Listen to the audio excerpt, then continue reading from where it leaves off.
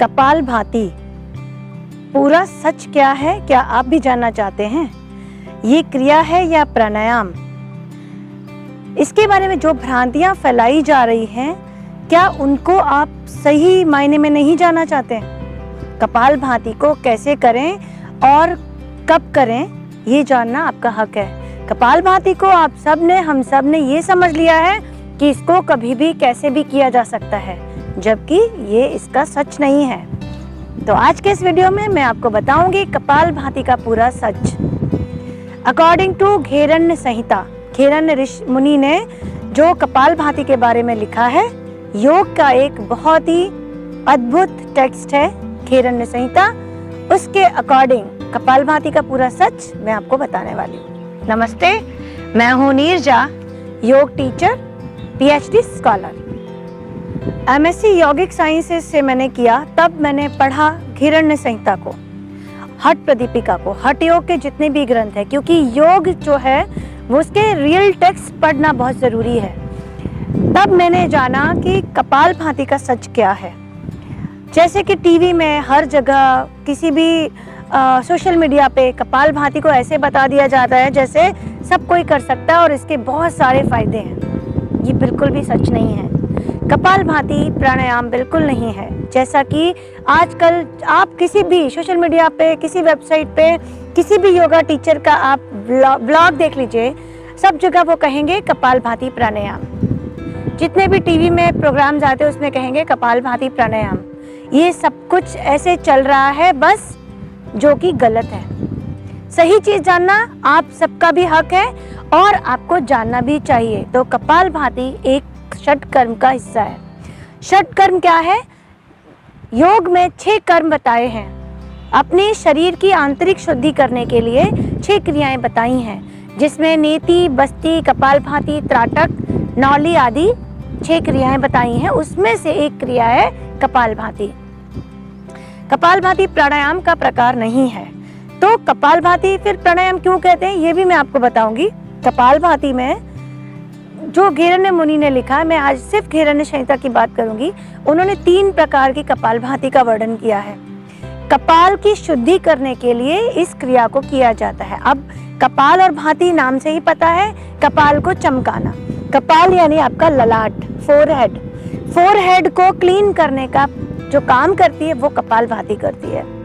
कपालभाति का main purpose आपके ललाट की शुद्धि करना है। अब ललाट शुद्ध कैसे होगा? क्योंकि आपके जो फोरहेड है वहाँ पे साइनसेस हैं।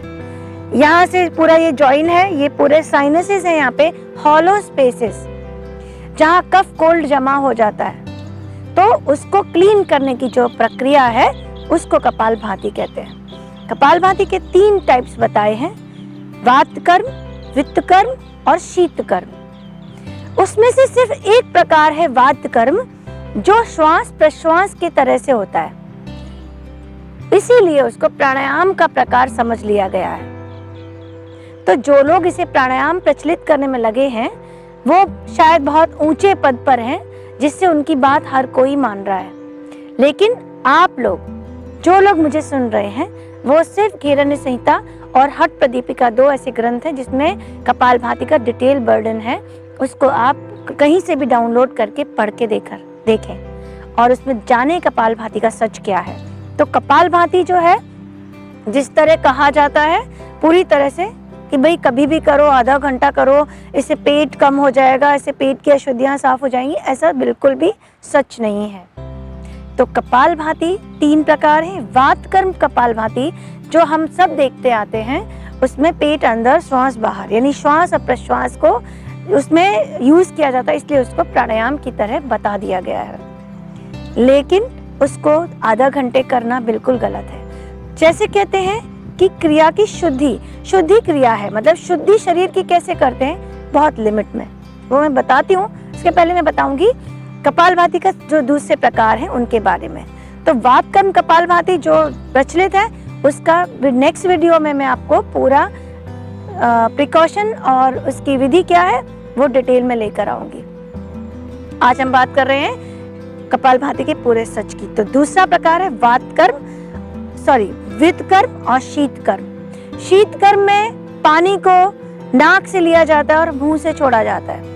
वित्तकर्म में मुंह से लिया जाता है, नाक से, यानी जो वित्तकर्म और शीतकर्म इसमें पानी का इस्तेमाल किया जाता है। जैसे जल नीति में पानी का इस्तेमाल होता है नेजल पैसेज को क्लीन करने के लिए, ऐसे ही कपालभाति के दूसरे 2 प्रकार में भी पानी का इस्तेमाल करके और क्लीन किए जाते हैं कपाल के सारे साइनसेस को। तो ये सच है कपालभाति का कि कपालभाति शुद्धि क्रिया है। अब बात आती है जब वो शुद्धि क्रिया, तो दांत की सफाई अब ब्रश करते हैं, तो ब्रश कितने बार करते हैं दिन में? 2 बार मैक्सिमम, कभी अगर एक्स्ट्रा बदबू आ रही तो 3 बार। अब अपने आप को नहा के साफ करते हैं तो कितने बार? 2 बार। पूरे दिन नहीं नहाते हैं, पूरे दिन नहीं दांत साफ करते हैं। ऐसे ये जो शुद्धि क्रिया है उसको बहुत ही माइल्ड और बहुत कम करना चाहिए। वित्तकर्म शीतकर्म कपालभाति तो हफ्ते में 1 दिन या 2 दिन करनी चाहिए, और वातकर्म कपालभाति डेली करनी चाहिए, लेकिन बहुत ही कम अमाउंट में।